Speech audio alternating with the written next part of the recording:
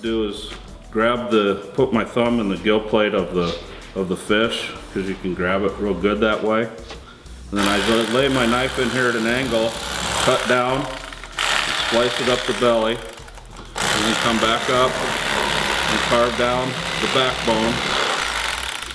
And you should achieve a nice fillet like that every time. You set it in there and start cutting back towards the backbone. Once you're back to the backbone, you turn the fish, start carving down and filleting the meat off the backbone.